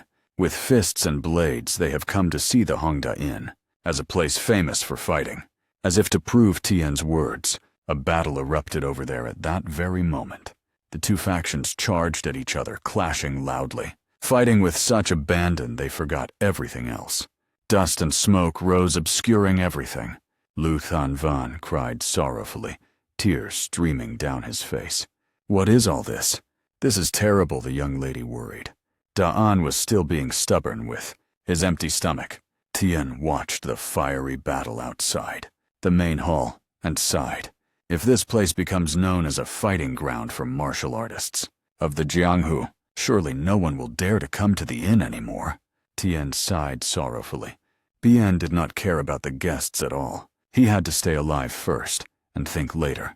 He sat in the rice urn, poking his head out to call Tien. "Get in here quickly." Tiu Ni was more trustworthy. She ran towards Van. "I cannot bear to see you in danger." Da'an interjected, "And I cannot bear this hunger." He was being spun around by 4 people.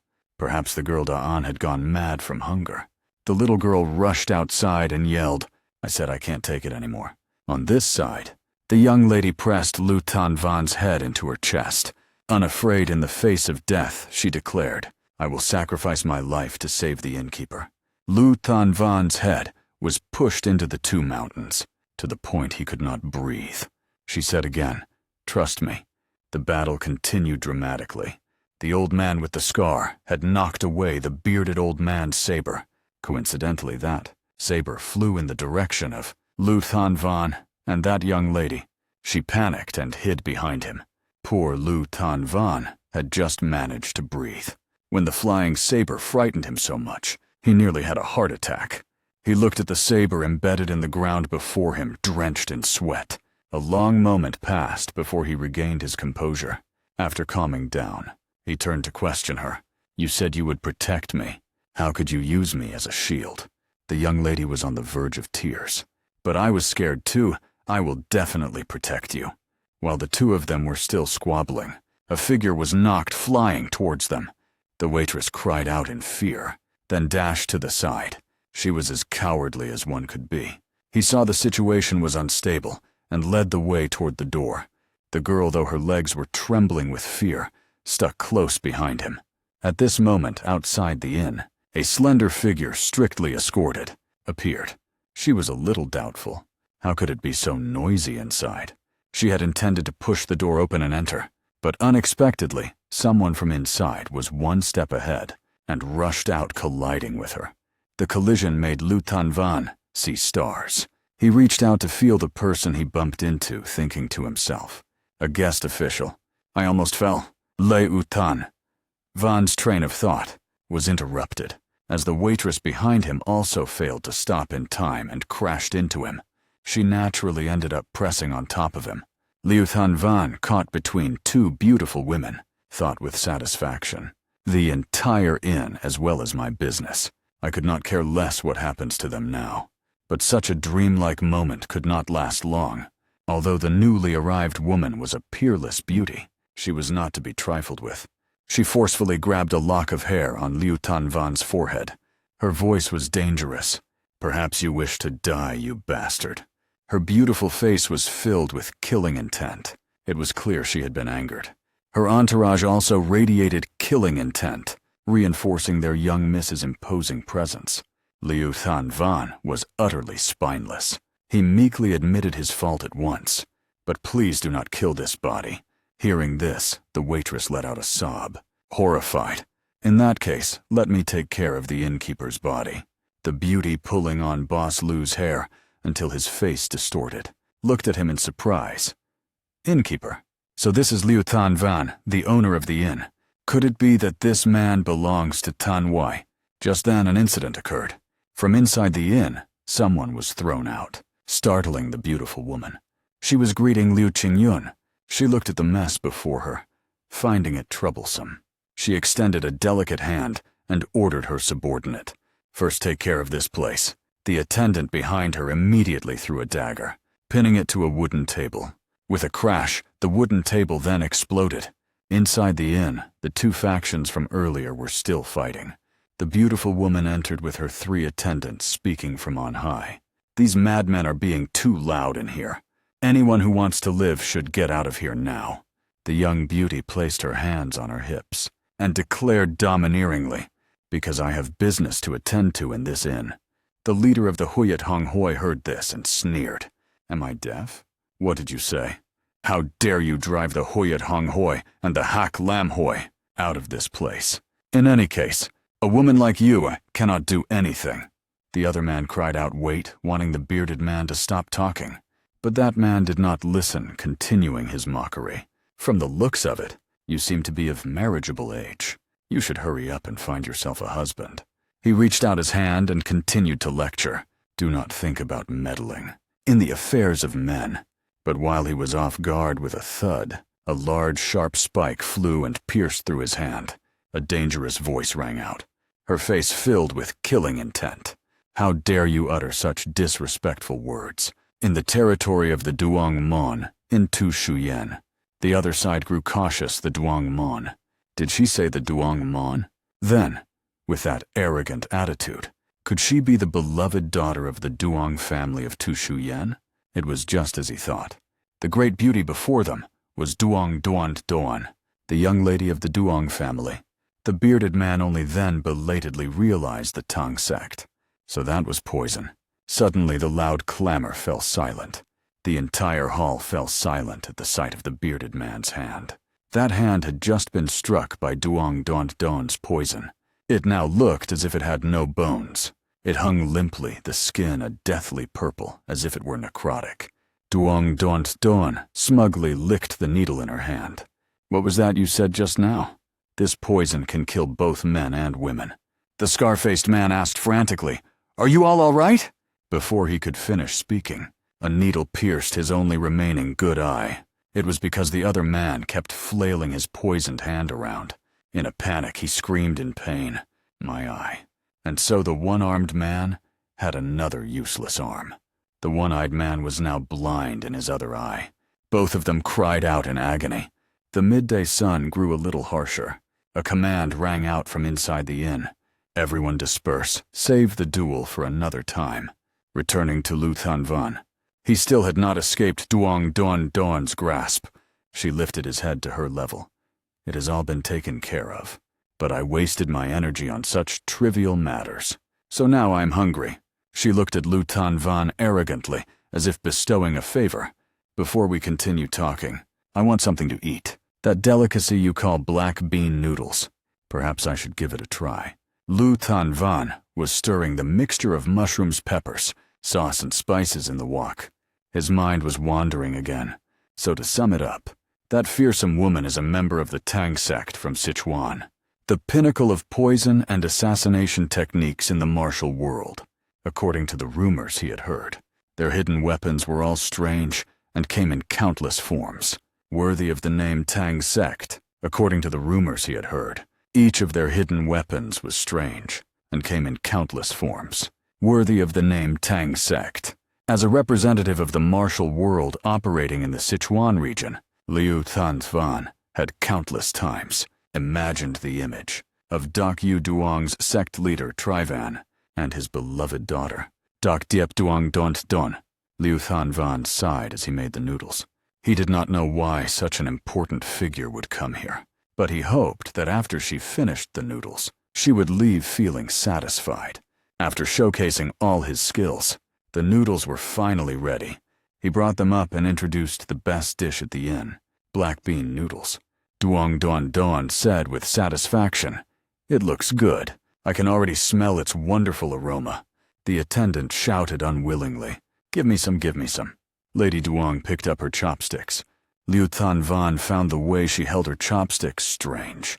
He was not afraid to ask, "Why do you hold your chopsticks in such a difficult way?"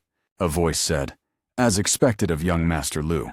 Liu Tan-van turned his head in confusion and saw Tian peeking out of the rice jar. "You truly know nothing. So very foolish." Although Liu Tanvan knew the truth could be harsh, this was too painful.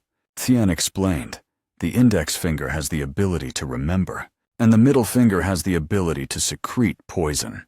Not allowing those two fingers to touch food is a family rule and habit of the Duong men sect." Liu Tanvan was surprised as he finally understood. Tian ducked back into the rice jar. "If the young master has any more questions, just call us." The attendant standing beside Duong Don Don looked suspiciously at the talking jar. He was tied up like a silkworm. Watching Duong Don Don lick the corner of her lips as she picked up a mouthful of noodles. Well, the aroma is indeed pleasant, but the decisive factor in cooking is the texture. Without texture, it is no different than animal feed. Liu Tanvan smiled upon seeing such a scene. His heart quietly settled. It seemed she had some knowledge of cuisine. But the more this was so, the more confident he became. He recalled how noodles were made in this era. The noodle strands were rolled thin, coated in oil, then left to dry. Compared to modern times, it was quite similar to soba noodles. From Okinawa, Japan, generally there were many opinions about its unique chewiness. It had no texture, not the chewiness of noodles made from wheat flour. However, Liu Tanvan's black bean noodles were completely different. Duong Don was shocked after eating just one mouthful of noodles. The surprise was clearly visible on her face. Liu Tanvan caught her entire reaction. He was silently pleased. His noodles were made by hand. The modern method of making handmade noodles would be invented 500 years from now. The noodles I am making now are nothing short of a masterpiece in comparison to those. It was out of place for this era. Liu Tanvan recalled how he kneaded the dough. When making the noodles, the elasticity and the soft chewiness were both characteristic of this method. Duong Don ate without any regard for her image. She thought in amazement, what is this? This springy and chewy texture. Liu Tanvan's thoughts continued to flow. It was something people of this era had never tasted. Duong Don focused intently on eating, completely forgetting that she was a noble lady. It reached a point where her attendants had to call out to her. During the process of making the noodles, Liu Tanvan had put great effort into spinning them and kneading the dough. That was precisely to create this special texture. How could noodles possibly be this chewy? Duong Don's face contorted with satisfaction from the delicious meal, and that deliciousness came from the effort Liu Tanvan put into making the noodles. If one were to say what made these noodles supreme, that was it. Miss Duong could not remain seated and stood all the way up. Even the seasoning was as chewy as the noodles. A proud look appeared in Liu Tanvan's eyes. The flavor she was experiencing. It was his own overwhelming experience. Duong Don Don. She was completely unaware of Liu Tanvan's thoughts. The food was so delicious, she shed endless tears of happiness. Duong Don Don slurped the noodles in the bowl with relish. She finished the bowl of noodles. She slammed her head straight down onto the table, startling the guards who followed her. "Miss, are you all right?" Her doing something so extreme caused Liu Tanvan, the one who made the noodles, to tremble uncontrollably. He worriedly thought, what is it? Why is she suddenly acting like this? The image of him previously giving first aid to Tan Wai appeared in his mind. He silently worried, could it be another allergic reaction? He hurriedly asked Duong Duan Don, "Miss, what is wrong?" She kept her head down on the table. Her heavy breathing made Liu Tanvan worry. He secretly hoped it was not an allergic reaction. She finally reacted, grabbing Liu Tanvan's sleeve. Duong Duan Doan gritted her teeth. You scoundrel." Duong Duan Doan's expression, as if crazed with ecstasy, she demanded, "What did you put in this?" This intensity made Liu Tanvan stammer. At that moment, something echoed in her mind. The words her younger sister Tan Wai once told her. The taste of that dish is truly a masterpiece of this world. Remembering this, Duong Duan Don laughed excitedly. It was this delicious. Now I understand what Tan Wai said. While she was lost in her own thoughts, suddenly there was an urgent voice. "Miss, wait a moment." And a pair of hands reached out, touching her cheeks, made the usually proud daughter of the Tang family become so surprised and embarrassed that she blushed. That voice and those hands belonged to Liu Tanvan. He asked her politely, "Miss, are you truly all right?" Liu Tanvan was showing concern to fulfill his duties as the proprietor. Yet it made Doan Doan so flustered, she stammered, unable to form a complete sentence. This daughter of the Tang family had never been treated this way. Liu Tanvan's gentleness made her so flustered that she stammered, "What do you think you are doing?" It turned out Liu Tanvan had reached out his hand to touch her carotid artery and gently concluded the pulse. "Has no problem." He was about to continue, "Why is her temperature so high?" But before he could finish the sentence, he was hit by Duong Duan Doan with a scroll of paper, straight across the face. The blow was so strong, it sent him crashing into the table, which broke in two. Both he and the female employee were horrified. Duong Duan Doan hit him out of embarrassed anger. She snorted coldly and said arrogantly, "How dare you touch my body?" Next to Liu Tanvan, who was sprawled on the floor, was Jia An, gagged and tied up like a cocoon. But Duong Duan Doan was still not satisfied, throwing the scroll straight at Liu Tanvan's head and roaring, "If it were not for Tan Wai, I would have already." Hearing the commotion, Tien and Bien finally peeked out from inside their urns. Hearing this, Bien looked at the scroll on the ground and wondered, "Is that the seal of the Jia Cat clan kid Jia?" Since he was gagged, he could only nod his head frantically. When Duong Duan Doan saw that someone recognized the seal, she remembered it was a memorial from her uncle Jia Cat. You read it now. Liu Tanvan was bewildered, thinking about her uncle's distorted face. That's right, the two families were connected. Liu Tanvan looked so dejected that the female employee became worried, repeatedly calling for the proprietor. Even so, he was still lost in thought, and concluded that Tang Duan Doan knew about the black bean noodles from Uncle Tien. Tien and Bien still refused to come out of the jar. The two of them each held one side of a scroll, reading and discussing as they went. Bien spoke first. "Look at young master Liu Tanvan. It is expected that the 80th birthday celebration of the emperor, Tang Bin Len, is about to be held." Tang Don Don, standing nearby, replied, "Grandfather is already old. Why must he hold such things?" Meanwhile, Liu Tanvan was still fraught with worry. First Poison Leaf, then Poison Demon over there, and now even the Poison King. An alarm bell rang in his head. Truly a family no one dares to approach. While Liu Tanvan was lost in thought, Bian read the words written on the scroll. Under Don Don's curious gaze, it turned out the scroll was a message from the Juge clan's family head. The letter read, "As the family head, it is only natural that I attend, but due to personal reasons." Bian paid no mind to Lu Tanvan's worried expression and continued reading the letter. "Thus I hope that Lu Tanvan will attend the birthday celebration in my stead. Signed, Zhuge Tian of the Zhuge clan." As the words ended, Lu Tanvan's face was filled with confusion, and his mind was in turmoil. What asking me to go in his place? Without giving him time to wonder, Tang Don Don immediately approached with her hands on her hips, a murderous glint in her eyes. She threatened in a low voice, "Did you hear that clearly? If you understood, then do not be slow. Now let's depart." Events were unfolding too quickly, leaving Lu Tanvan stunned into silence. Tang Don Don's words carried a threatening tone. "To the Tang family's territory. Let's go to Chengdu." Inside Lu Tanvan's head, I had imagined the domain of the Tang family to be a place filled with gloom, violent thunder and lightning that terrified people. The reality was not that extreme. Chengdu was a place with rows of tightly packed tiled roofs, the territory of the main clan in the Sichuan region, and the residence of the Tang family. The history of Chengdu was also magnificent. In the past, Emperor Liu Bi had made this place the capital of Shu Han. It was a legendary land. On the long journey to this legendary land, Lu Tanvan walked on, while having to carry so much heavy luggage that his back was stooped. He reminisced as he walked.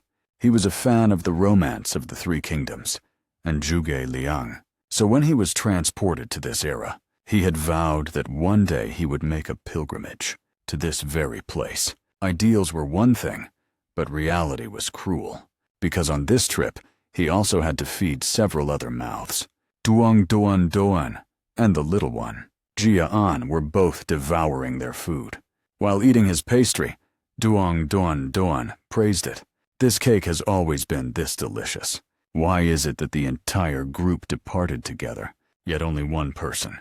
Lu Tanvan had to carry all of the luggage. The rest of them only knew to take his pastries and eat them. Lu Tanvan could only weep inwardly. I told them I was not a slave. Meanwhile, Jia An sat atop the pile of luggage, eating excitedly. Duant Doan kicked him. "Give me one more." Seeing that Duong Duant Doan kept demanding more, he simply sighed softly and said no. "These are not snacks. They are our reserve food supply. We still have another half-month of travel." Lu Tanvan was persuading her, so he did not notice that Duong Doan Doan's mischievous hand had already reached out. She grabbed his hair and yanked it hard as if pulling up a turnip. She scowled and snapped, "How dare you be so long-winded?" Ignoring the assault, his heart filled with deep resentment. Lu Tanvan's mind automatically explained, "Huan Q is a dish made from wheat flour, baked, so that it can be carried and stored for a long time. Ordinary Huan Q is terribly dry, full of ants, and covered in the dust of the battlefield. Rather than being called a snack, it could be considered a military ration. Because it was tasteless, Lu Tanvan had altered the recipe a bit. He had recreated it with a modern recipe. Eggs and milk were added to the flour and kneaded. After letting the dough rest for a bit, it was fried in oil. Although it looked like Huan Q on the outside, the taste was similar to a donut. To make the pastry even more special, he coated it with a layer of melted sugar. And so the once ordinary Huan Q had become the best-selling donut of all time. Even though he was exhausted and his face was as wilted as a dried vegetable, he still enthusiastically told himself, after chewing on a piece of rock-hard Huan Q, eating this would be incredibly delicious. But he suddenly remembered he had forgotten one thing. Lu Tanvan realized that the string of pastries around his neck was completely empty. They had all gone into the mouths of the Duong family guards. And those other two people, with heavy luggage on his back, he also had the burden of a whole group of hungry mouths behind him. He could only sigh and ponder to himself. No matter how he looked at it, it was truly worrying. He recalled the farewell scene of everyone at the inn, when he was tied up and forced to leave. Lu Tanvan thought about it and wanted to cry for help, although the poor Tien and Bien were still back at the inn. But someone saved me. The man sitting on the pile of luggage reached down and patted his head to urge him on. Innkeeper, hurry up, while he was still contemplating his life. When on earth will I ever be able to run a proper business? The sun had already set in the deep, desolate forest. Everyone could only stop to rest and cook on the spot, after carrying all the luggage. Now Lu Tanvan also had to set up a tent under the direction of young Jia An. He recalled carrying too much luggage on the road. Tired, he spoke up and asked the Tang family guards for help to lighten the load. The tall guards, however, passed the responsibility, and all said no. Guards like us need to be agile. Lu Tanvan realized bitterly that he was the only one here working like a dog. Returning to the present, he held the tent canvas in his hands. He once again asked for help. So before we eat, can we set up the tent together? Ignoring Lu Tanvan's plea for help, the three guards changed the subject. They diverted the topic to the live deer they were catching, making him grit his teeth in anger. They were clearly just being lazy. His face was on the verge of tears from exhaustion, grumbling to himself, I will probably have to prepare the meal all by myself, too. But the steam from a pot wafted over, making him turn around in surprise. At the same time came Jia An's scolding words. Where are your eyes looking, you perverted innkeeper? As if he did not hear her, Lu Tanvan was completely shocked. He wondered is Lady Tang cooking. He walked over to her and asked, Is that soup duong don? Duan just glanced at him and replied, Do you want to try some? She ladled a bowl for Lu Tanvan and another for Jia An. Her voice continued, but it lacked its usual arrogance. My grandfather always nags that a woman must know how to cook to get married. But Lu Tanvan only focused on one thing. If she called him grandfather, then that must be the renowned Poison King. At this point, her gentle expression from moments ago completely vanished. She returned to her arrogant expression, her usual expression. At this point, her gentle expression from moments ago completely vanished, returning to her arrogance. With her usual fierce and arrogant expression, she threatened Lu Tanvan. Try it and see how it tastes. But just as he scooped up a spoonful and put it in his mouth, it got stuck in his throat, unable to be swallowed. Lu Tanvan collapsed, one hand holding his swollen cheek as he spoke. My teeth and jaw feel like I just chewed on a rock. Covering his mouth with one hand, wanting to vomit. He thought again. Wait, the poisons and hidden weapons of the Tang sect, could it be? In his mind, he pictured the Poison King and poison. Leaf of the Tang sect cooking a dark dish for him. Lu Tanvan came to a conclusion. Poison in the soup. As if seeing through his thoughts, the noble, young lady of the Tang family put her hands on her hips, looking down at him as if he were a fool. Those are poison rocks. How could you possibly chew something like that? She answered amidst the utter confusion of Lu Tanvan. Duong Don Don patiently explained, You do not know what stone moss soup is. You are supposed to take the stones out before you eat. While Lu Tanvan was still confused, La, who was crunching on a rock, chimed in. If you chew the rock carefully, it will be fine. After Duong Don Don explained, Lu Tanvan finally realized something. He finally remembered that stone moss soup was a soup made from stones, covered in moss that resembled seaweed, and he silently recalled seeing it many times in ancient cookbooks, but he never expected it to be a real dish. Duong Duan noticed the strange expression on Lu Tanvan's face, and asked in a soft, worried voice, How does it taste? Is it all right? Lu Tanvan did not give his opinion, but quickly grabbed the luggage basket he carried and spoke. Young lady, could you wait for this lowly one for a moment? It turned out, the luggage basket Lu Tanvan carried was a table, with a full set of cooking utensils arranged neatly. He had just finished preparing all the utensils, while speaking to little Jia An. Ang Thuk Ni, prepare the carrots and eggs, and also the small pot pan and seasonings. Little Jia An heard this, and seriously took the necessary tools out of her bag. Following Lu Tanvan's words, he then shouted third preparation, carrots, eggs, seasonings. Jia An acted quickly, which made Duong Don Don ask in surprise, preparation for what?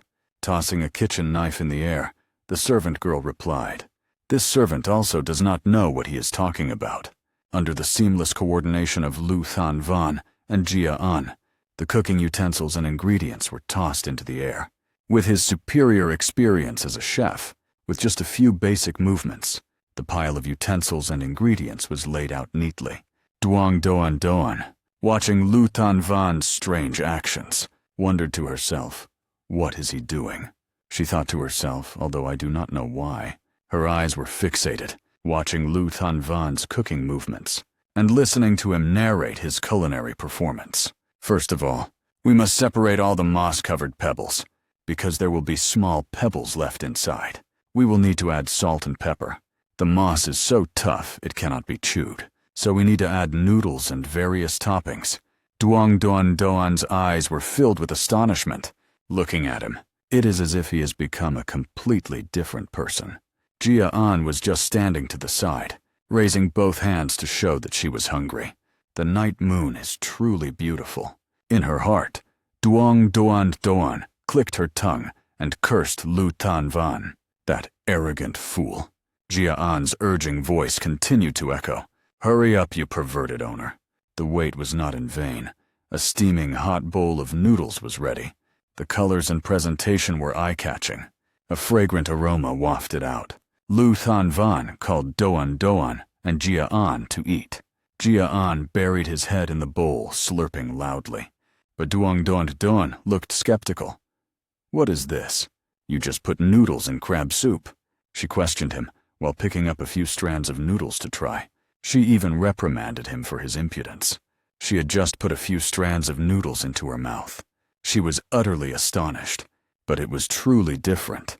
It had become much more delicious. How could it possibly be this delicious? Duong Doan felt so ashamed she became flustered. She raised her voice, interrogating Lu Thanvan. What did you put in this? Is there some special recipe? Hearing her question, Lu Thanvan did not know how to answer.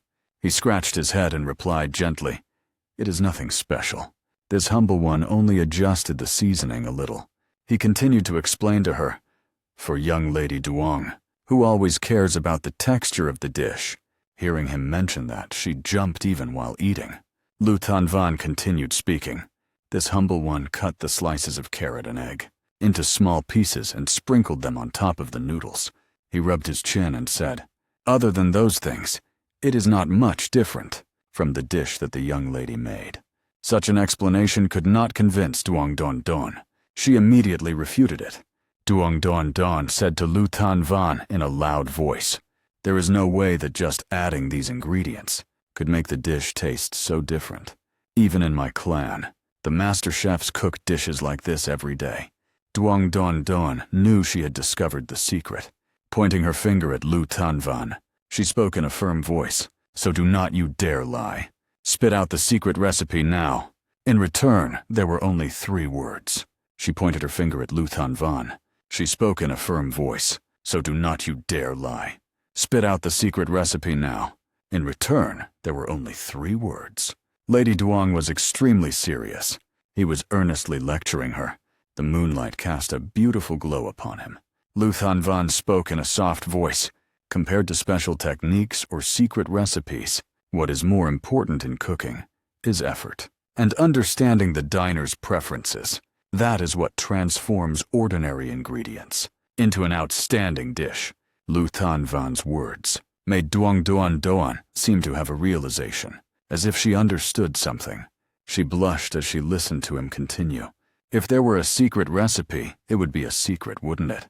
His reasoning sounded good, but in reality, Lu Thanvan was hastily tucking away the secret seasoning packet into his robes, sighing quietly to himself, that was almost exposed. He was inwardly pleased with his own secret seasoning, not noticing what was happening behind him. Duong Doan's expression had darkened.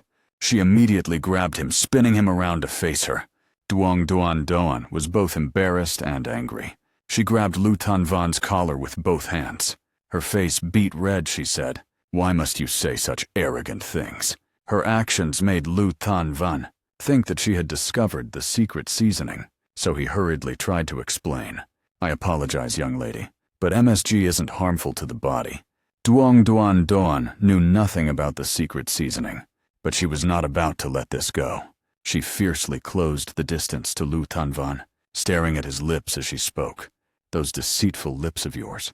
The servant on the side was licking his noodle bowl clean, while watching the drama unfold without interfering. Suddenly, the Duong family guard she had brought with her jumped out and reported urgently. So this is where you are. This caused Duong Duan Doan to panic, and she smashed the noodle bowl right in Lu Tanvan's face. The guard panted as he spoke urgently. Please be careful, young miss. Duong Don Don still did not realize the danger of the situation. She quickly waved her hands. No, I did not do anything. But the guard only said, You should move away quickly. As soon as he finished speaking, a huge foot crushed Lu Tanvan's basket. A loud voice drew everyone's attention. Which noble house does he belong to? Everyone saw a foot that was larger than their own bodies. They immediately blurted out in amazement. That tall figure carried a great saber on his shoulder. His face was covered in crisscrossing scars. He respectfully greeted the young miss of the Duong family. From Sichuan to this domain of the martial world. What business brings you here?